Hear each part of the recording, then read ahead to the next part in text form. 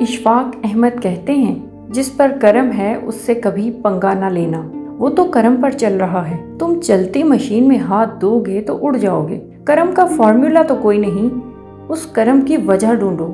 جہاں تک میرا مشاہدہ ہے، جب بھی کوئی ایسا شخص دیکھا جس پر رب کا کرم تھا، اسے عاجز پایا، پوری عقل کے باوجود۔ بس سیدھا سا بندہ، بہت تیزی نہیں دکھائے گا، الجھائے گا نہیں، رستہ دے دے گا، بہت زیادہ غصہ نہیں کرے گا، سادہ بات کرے گا۔ میں نے ہر کرم ہوئے شخص کو مخلص دیکھا ہے، اخلاص والا، غلطی کو مان جاتا ہے، معذرت کر لیتا ہے، سرنڈر کر دیتا ہے۔ جس پر کرم ہوا ہے نا، میں نے اسے دوسروں کے لیے فائدہ مند دیکھا ہے۔ یہ ہو ہی نہیں سکتا کہ آپ کی ذات سے نفع ہو رہا ہو اور اللہ آپ کے لیے کشادگی کو روک دے۔ وہ اور کرم کرے گا۔ میں نے ہر صاحب کرم کو احسان کرتے دیکھا ہے، حق سے زیادہ دیتا ہے۔